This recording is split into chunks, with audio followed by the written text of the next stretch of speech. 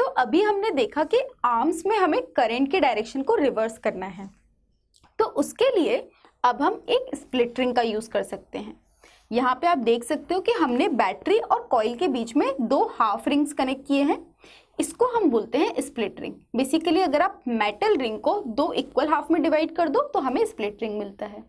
यहाँ पे इंपॉर्टेंट बात यह है कि एक हाफ रिंग जो है वो हमेशा AB से कनेक्टेड होगा और जो दूसरा हाफ रिंग है वो हमेशा CD से कनेक्ट होगा। तो इसका मतलब ये है कि इस रिंग का एक एंड AB से कनेक्टेड है और इस रिंग का एक एंड CD से कनेक्टेड है, जबकि जो ये आपको दूसरा एंड दिख रहा है ना, जो पॉजिटिव टर्मिनल से कनेक्टेड है, ये बेसिकली जॉइंट नहीं है। यहाँ पे ये कॉन्टैक्ट जो है वो स्लाइड हो सकता है।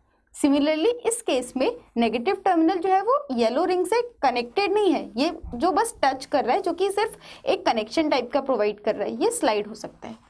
तो इस केस में अगर आप दोबारा से फ्लेमिंग्स लेफ्ट हैंड रूल लगाओ तो क्या होगा, अब AB जो है वो नीचे जाएगा, राइट, आप पहले ही देख चुके हो, और CD ऊपर आएगा। तो इस केस में होने क्या वाला है, ये रिंग क्योंकि AB से हमेशा कनेक्टेड है तो ये भी मूव करेगी, तो ये नीचे की तरफ आएगी और येलो रिंग CD के साथ ऊपर की तरफ जाएगी, जबकि ये जो कॉन्टैक्ट्स हैं ये बस स्लाइड करेंगे। तो देखते हैं कि अब क्या होता है जब ये 1/4 ऑफ द रोटेशन कंप्लीट होता है।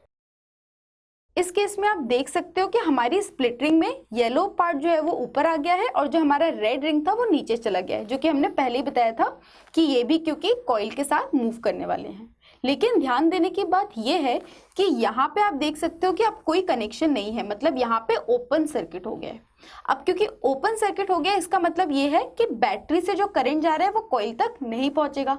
तो टेक्निकली हमारा जो मोटर है वो कुछ ऐसा नहीं बल्कि ऐसा दिखेगा। तो यहाँ पे आप देख सकते हो कि कॉइल में कोई भी करंट फ्लो नहीं कर रहा है। अब क्योंकि जब करंट ही नहीं है कंडक्टर में तो कोई फोर्स नहीं होगा, और अगर फोर्स नहीं होगा तो कॉइल मूव नहीं करेगा, और अगर कॉइल मूव नहीं करेगा तो हमारी मोटर वर्क नहीं करने वाली है। तो अब हमको क्या चाहिए, ऑब्वियसली कॉमन सेंस से आप देख सकते हो हमें यहाँ पे कुछ कंडक्टिंग मटेरियल लगाना पड़ेगा, ताकि जब कॉइल इस पोजीशन पे आए तो भी बैटरी से करंट जो है वो कॉइल तक पहुंचे। क्लियर? तो यहाँ पे अब हम देखते हैं क्या लगा सकते हैं। अब यहाँ पे अगर हम दो कार्बन ब्रशेस लगा दे जो कि एक कंडक्टिंग मटेरियल है, तो क्या होगा, बैटरी से जो है वो करंट अब स्प्लिट रिंग के थ्रू कॉइल तक पहुंच जाएगा। तो इस केस में इस पोजीशन पे क्योंकि अब सर्किट क्लोज है तो करंट प्रॉपर फ्लो करेगा, और इसलिए AB जो है अब इस पोजीशन पे आएगा और CD जो है वो यहाँ गिरेगा।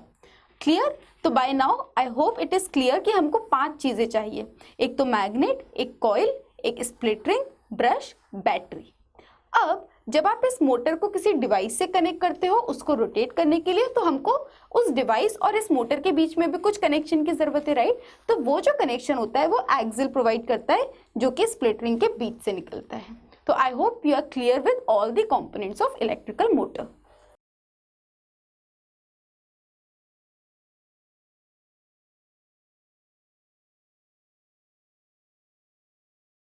सो now you know all the component जो कि हमको किसी इलेक्ट्रिकल मोटर के लिए चाहिए।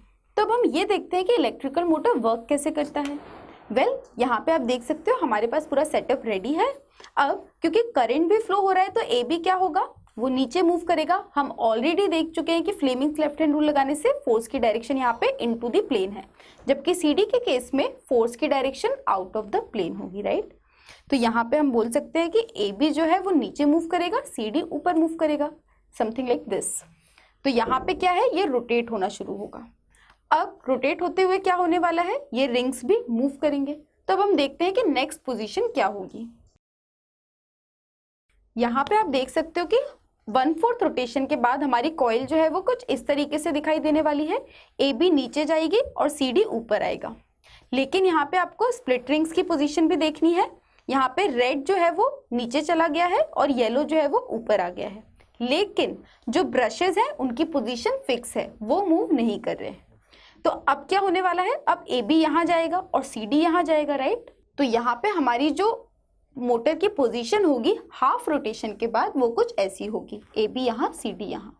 अब आप यहाँ पे देख सकते हो कि AB और यहाँ पे ए बी पॉजिटिव टर्मिनल से कनेक्टेड है, जबकि यहाँ पे जो ए बी है वो नेगेटिव टर्मिनल से कनेक्टेड है। सिमिलरली सी डी यहाँ पे नेगेटिव टर्मिनल से कनेक्टेड है, जबकि यहाँ पे पॉजिटिव टर्मिनल से कनेक्टेड है। तो क्योंकि अब हमने स्प्लिटरिंग का यूज किया है, तो स्प्लिटरिंग की वजह से हमें आर्म्स में करंट रिवर्सल मिल रहा है, और क्योंकि हमारा करंट रिवर्स हो रहा है उस वजह से हमें कंटिन्यूअस रोटेशन मिल रहा है इस कॉइल का। तो आई होप आप क्लियर हो कि मोटर वर्क कैसे करती है और हमें क्यों कौन कौन से कंपोनेंट्स की जरूरत है।